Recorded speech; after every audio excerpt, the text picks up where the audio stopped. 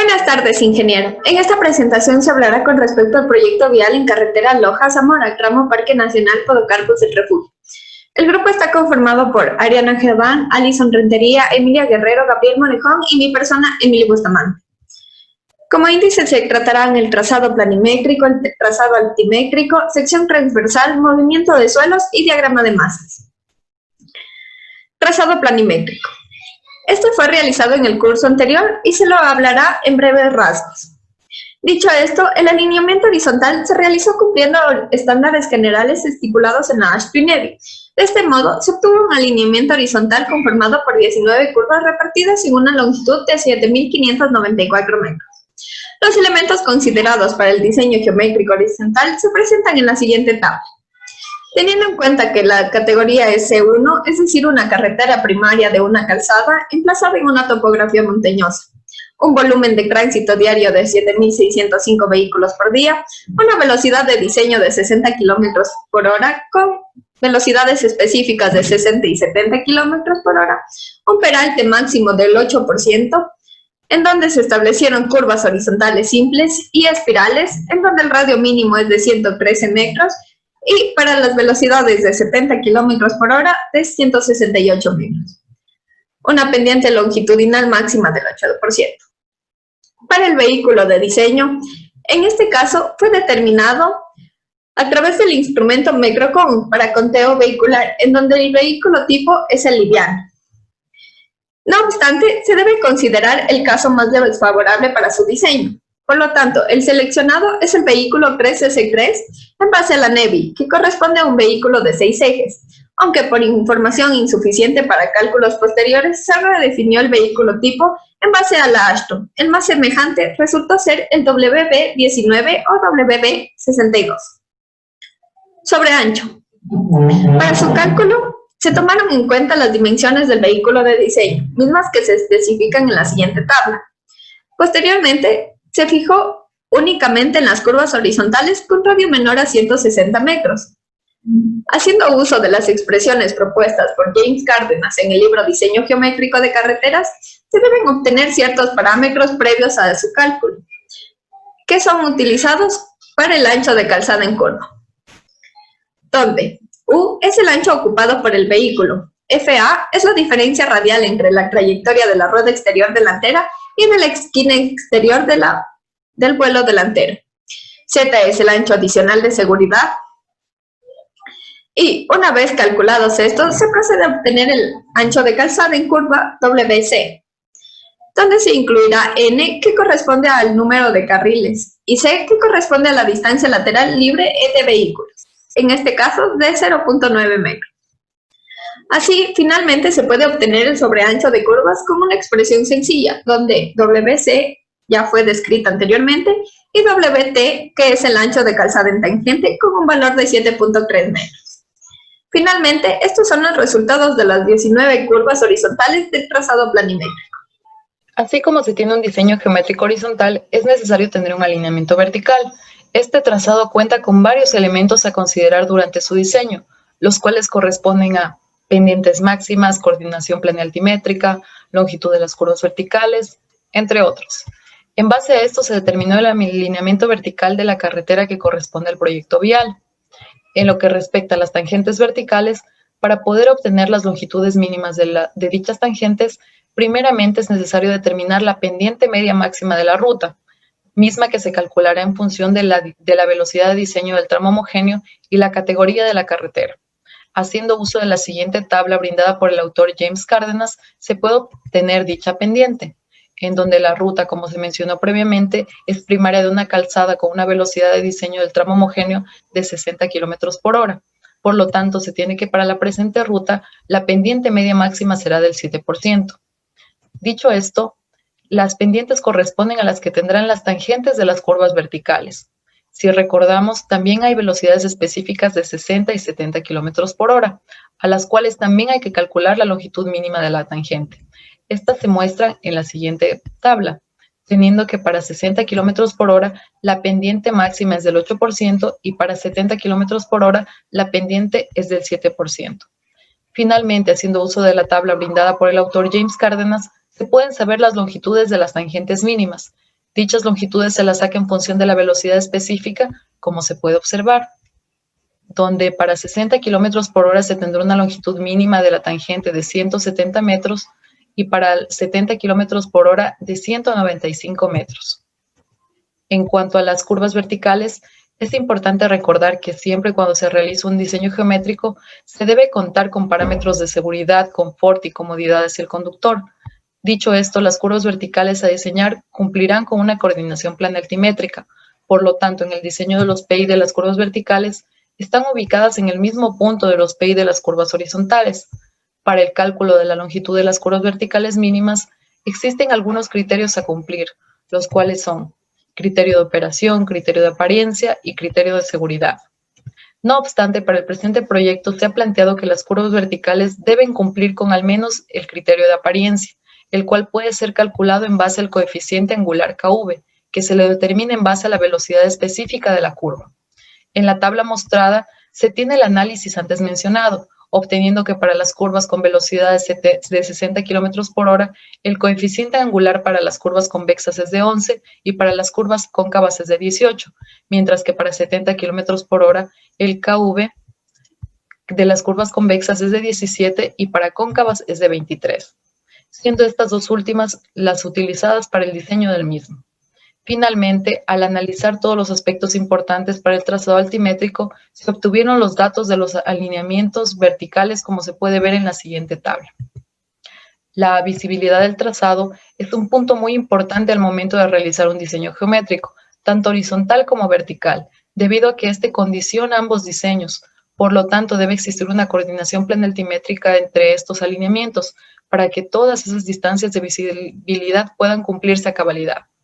Existen 3 distancias de visibilidad a cumplir, las cuales son distancia de visibilidad de parada, distancia de visibilidad de adelantamiento y distancia de visibilidad de encuentro. No obstante, para el presente proyecto se analizará el primer aspecto, debido a que es el más importante dentro del diseño de una viga.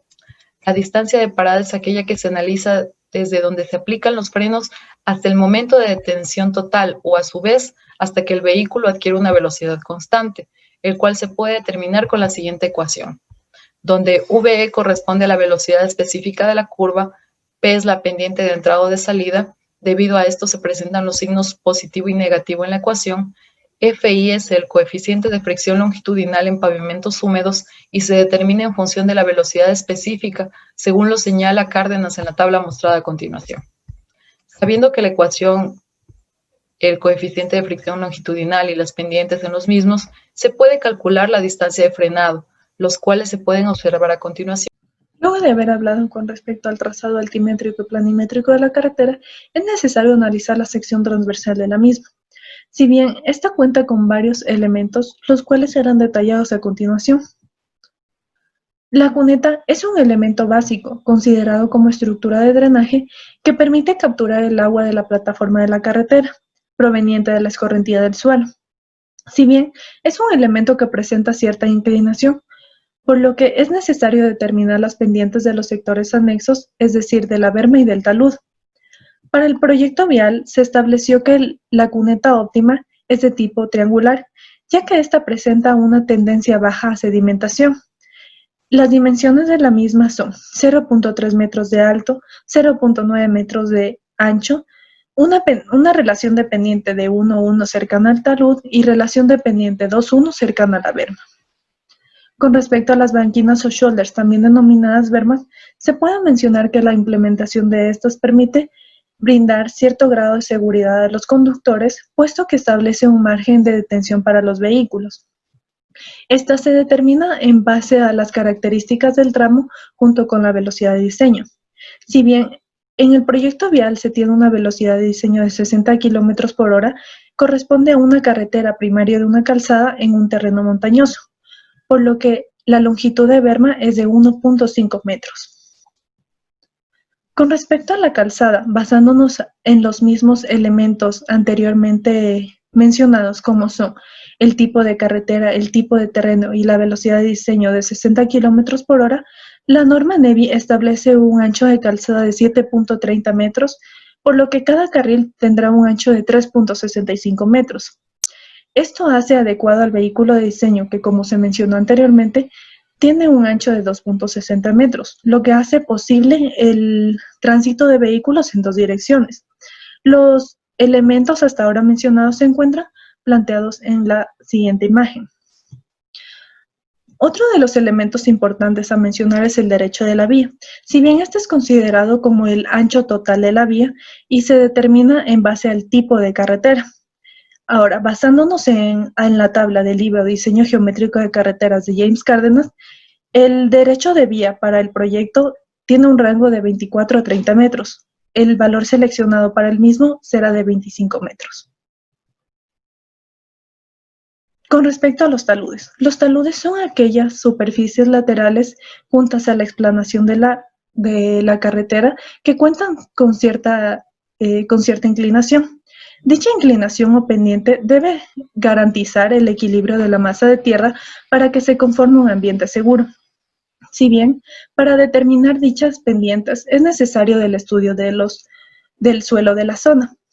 En base a las cartas geológicas de zonas cercanas al proyecto, se estableció que la unidad geológica del proyecto es la unidad Chihuinda, la cual cuenta con suelo cohesivo y está conformado por rocas metamórficas como filitas, cuarcitas, esquistos pelíticos y esquistos gravitosos. En base a esto, se determinó la pendiente de corte que corresponde a una relación 0.81 y se determinó en base a la tabla que se presenta. Por último, la pendiente de terraplén corresponde a la relación 1.21 que se determinó con la tabla obtenidas de Suárez 2013. El detalle de la sección transversal es el que se muestra y por último se puede hablar con respecto a la categoría de la carretera que en base al tránsito anual diario es tipo C1, carretera primaria de una calzada. El procedimiento de suelos es un procedimiento obligatorio previo a la construcción que prepara el terreno donde se emplazará la obra. Es así como la superficie obtiene las características deseadas al nivel adecuado, mismas que propician mayor resistencia a los esfuerzos provocados por diversos factores. Dicho esto, se tienen algunos aspectos necesarios para su análisis, entre los cuales se tiene el aspecto geológico, el geotécnico, el ambiental y el topográfico. En un ámbito general de todos estos aspectos, se puede mencionar que la zona de proyecto es entre las provincias de Loja y Zamora-Chinchipe. Por lo tanto, se debe analizar el tipo de suelo de estas dos zonas. Sabiendo entonces que en las mismas se encuentran rocas metamórficas como filitas, cuarcitos y esquistos, se puede decir que el suelo es uno cohesivo y de roca blanda, correspondiente a la unidad Chihuinda, además que se encuentra en un terreno montañoso. Por último, se debe realizar un análisis ambiental, ya que el proyecto se encuentra en un parque protegido. Hablando un poco de las excavaciones, primeramente las excavaciones se pueden definir como cualquier corte realizado por el hombre en la superficie de un terreno natural. Sabiendo esto, es importante calcular las excavaciones que se harán dentro de un proyecto, para que los mismos puedan servir como relleno en las zonas donde se las requieran. Existen ciertas consideraciones con respecto al movimiento de suelos entre terraplén y excavación mencionadas por el autor James Cárdenas, que se muestran a continuación. La primera consideración es que el trazado de la vía no permite compensación, es decir, que en un trazado a media ladera, los cortes por lo general serán mayores a los terraplenes, mientras que en terrenos planos pasa lo contrario. La segunda consideración es que los materiales obtenidos de las excavaciones son de gran importancia, ya que en ciertas situaciones nos sirven para realizar el respectivo relleno. En dichas situaciones el material es desechado, y por lo tanto es necesario buscar materiales de otros cortes o ser obtenidos de otros tramos. Por último, la distancia de transporte de aquel material es fundamental, ya que de esto dependerá los costos. En el caso del presente proyecto, el volumen de material de corte es menor al necesario para la respectiva conformación de los terraplenes. Hablando de los terraplenes, estos son estructuras que se construyen para obtener el nivel de la subrasante que se indica en el proyecto. En terraplenes también es necesario determinar ciertos factores que influyen a la estabilidad de estos, generalmente en laderas. Entre los más importantes se encuentra la preparación de la subrasante, ya que el pavimento de la misma dependerá del material del terraplén de la subrasante. Y también se encuentra el drenaje superficial adecuado. De esta manera se permite la eliminación del agua de escorrentía. Para finalizar es necesario un coeficiente de compactación, el cual permitirá saber si el material de corte es suficiente para las secciones a rellenar. Esto sucede ya que generalmente el material excavado se expande y por tanto se produce una disminución de la densidad aparente dando lugar a un factor de esponjamiento, definido como la relación entre el volumen que ocupa el banco y el volumen que ocupa el material suelto. Este factor se relaciona directamente con el coeficiente de compactación antes mencionado y se hablará más detallado más adelante. Dicha información se puede resumir en lo siguiente. en donde el volumen de terraplén es superior al de corte, por lo que para el presente proyecto es necesario comprar material necesario extra para poder llegar a la subrasante del terraplén. Hablando un poco del factor de compactación, como se mencionó previamente, por lo general el material excavado para rellenar un terraplén se expande, entonces no siempre todo el material excavado es suficiente para rellenar todos los terraplenes existentes en una ruta. Por ende es necesario saber el coeficiente de compactación. Para obtener dicho coeficiente es necesario realizar un estudio de los suelos de la zona del proyecto para conocer las características del mismo. Como se mencionó previamente, el tipo de suelo del Parque Nacional Podocarpus es uno cohesivo, tomando en cuenta el tamaño de las partículas del mismo, como son la arcilla, arena y roca alterada. Sabiendo esto y en función del factor de esponjamiento mencionado previamente, se puede obtener los valores de dicho factor en base al tipo de suelo que se encuentra, como se puede ver a continuación. Es así que para excavaciones en rocas alteradas, arcilla y arena, los valores de esponjamiento son de 0.7 y 0.79 respectivamente. Para el cálculo del coeficiente solo se debe realizar la inversa de su promedio, como se ve a continuación. Entonces, para el presente proyecto, el coeficiente de compactación es de 1.34 para el tipo de suelo que se encuentra en el sector. Diagrama de masas y análisis de movimiento de suelos.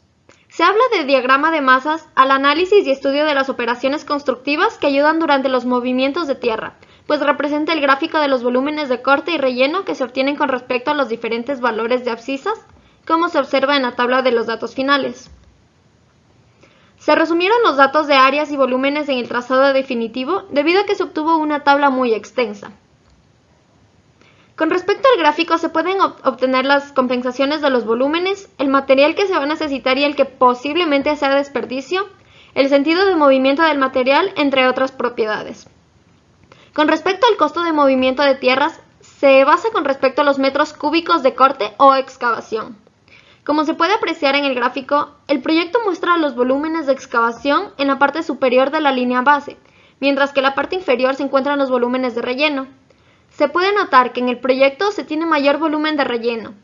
La ventaja de este proyecto es que, por factores de compactación y esponjamiento, se pueden compensar la mayor parte de terraplén con suelos disponibles.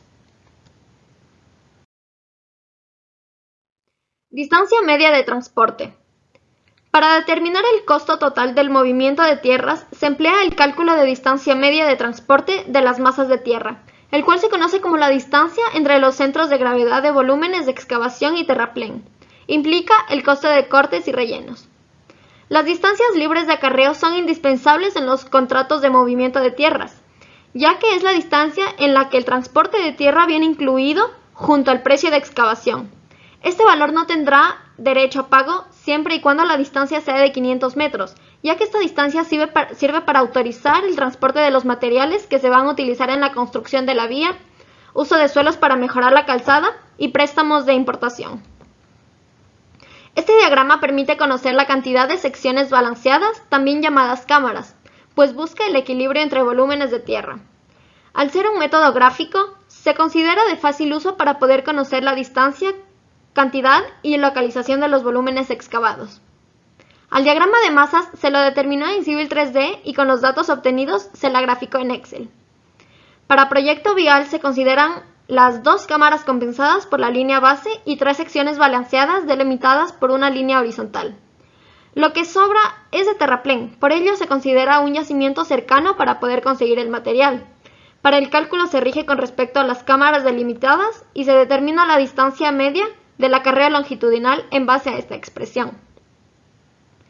Se tiene el área bajo la curva y VL significa el volumen de excavación que se debe acarrear longitudinalmente. Los volúmenes de excavación total se obtuvieron con la sumatoria de volúmenes de corte y las distancias medias del transporte gratis, a más de los del acarreo gratis. Los resultados son los siguientes, como se muestra en la tabla. Así se concluye la presentación final del proyecto vial en carretera Loja-Zamora del tramo Parque Nacional Podocarpus al refugio. Muchas gracias por su atención.